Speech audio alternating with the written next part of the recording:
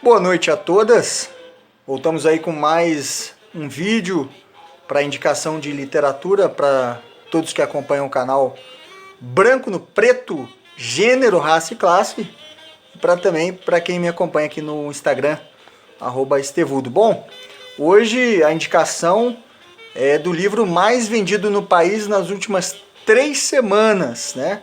O livro Pequeno Manual Antirracista, da Djamila Ribeiro, editora Companhia das Letras, do ano de 2019. Né? Esse livro, vou fazer alguns comentários sobre o livro, né? Sem dar a minha opinião sobre o que está colocado, apenas para apresentar o livro para quem está acompanhando esse vídeo. Bom, logo na introdução, a Djamila deixa claro que falar de racismo no Brasil, né, é fazer um debate estrutural. Né? É importante a gente perceber as relações entre a escravidão e o racismo, né? E os consequentes benefícios e privilégios da população branca a partir da negação de direitos básicos da população negra. Então, ela cita, né, ela fala assim: o racismo é, portanto, um sistema de opressão que nega direitos e não um simples ato da vontade de um indivíduo. Né? E aí fica aí também uma sugestão de leitura do livro O Racismo Estrutural, do professor Silvio Almeida.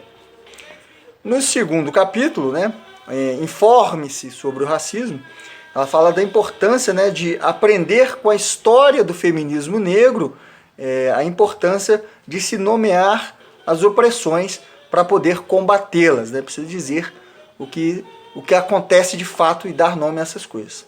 Né? Outro capítulo, que é o Enxergue a Negritude, ela cita a escritora Joyce Berth, né?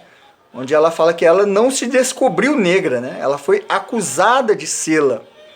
E aí já mais uma sugestão de literatura, né? O livro da Joyce Berth, também da coleção Feminismos Plurais, que é o livro que é empoderamento, um termo que tem sido aí muito mal empregado, principalmente nas redes sociais, como se fosse uma prática individual. Né? Ela ainda fala que é importante pensar o lugar social da branquitude dentro da divisão social secular que naturaliza as violências. Né? E a importância de as pessoas negras reporem o modelo, com o modelo, romperem, né, com o modelo de beleza imposta pela branquitude. Em especial aí a valorização do cabelo, né? E aí priorizando a valorização da personalidade e cultura específicas do negro como um caminho de combate ao racismo. Já no outro capítulo, que é Reconheça os Privilégios da Branquitude, ela fala que a pessoa branca deve pensar o seu lugar para entender os privilégios que acompanham sua cor e não naturalizá-los. Né? O branco não como um sujeito universal, mas como um traço identitário marcado por privilégios, construídos a partir da opressão de outros grupos. No capítulo seguinte, que é Perceba o Racismo Internalizado em Você, ela fala claramente que o silêncio é cúmplice da violência, né? Que é impossível não ser racista tendo sido criado numa sociedade racista, né? E que o papel do ensino que se referencie positivamente para a população negra. Isso aí já dá o mote para o capítulo seguinte, que é Apoie políticas educacionais afirmativas. Né? Ela fala claramente que o debate não é sobre capacidade, mas sobre oportunidades.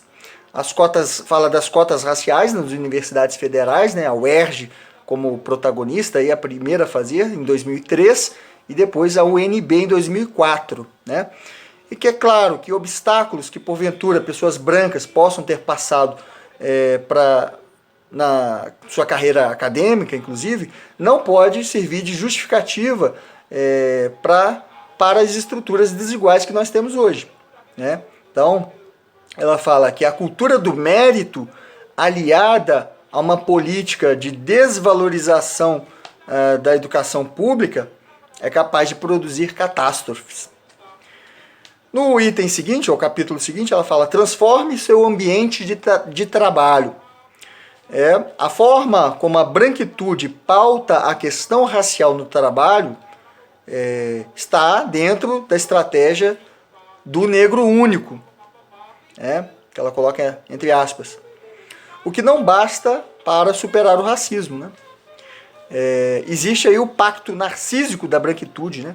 Fica aí o convite também à leitura da tese de doutorado da Cida Bento, que fala sobre esse pacto narcísico. O racismo, ele assume diversas dimensões no ambiente de trabalho, o que demanda análise constante das práticas corporativas, né? O item seguinte é: leia autores negros. A reflexão central proposta pela autora é o epistemicídio, isto é, o apagamento sistemático de produções e saberes produzidos por grupos oprimidos. A tese de doutorado da Sueli Carneiro, em Educação, de 2005, trata muito disso.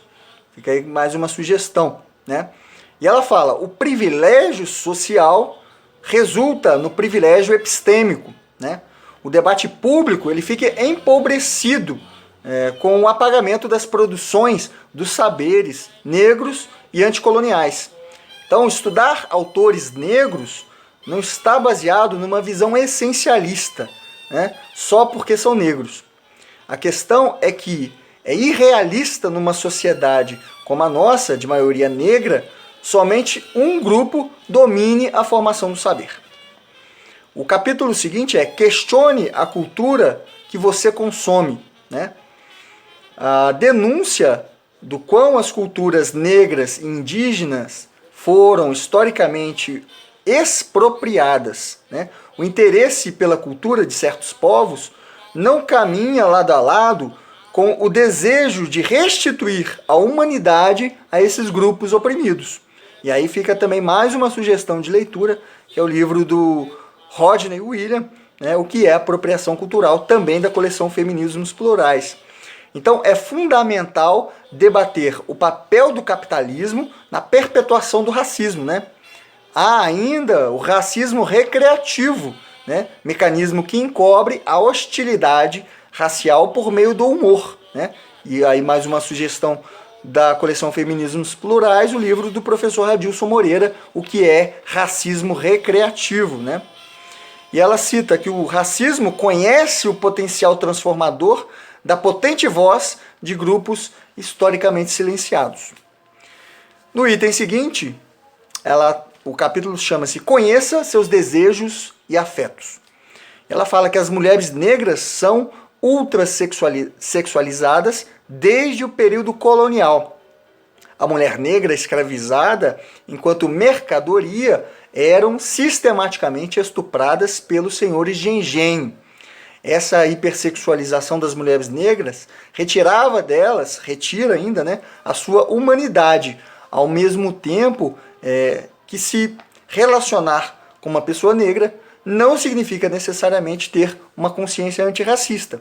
Né? Numa sociedade racista, machista e heteronormativa, as mulheres negras ficam relegadas ao papel de servir, seja na cozinha, seja na cama.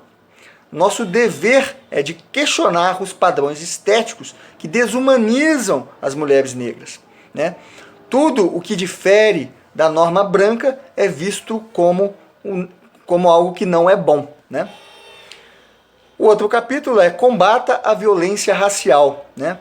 E aí o sistema penal ele foi utilizado historicamente para promover o controle social, marginalizando as minorias com critérios subjetivos, o que aprofunda a discriminação racial, né? Havendo, portanto, a criminalização da pobreza. E aí a outra sugestão de leitura é da Michelle Alexander, o livro A Nova Segregação.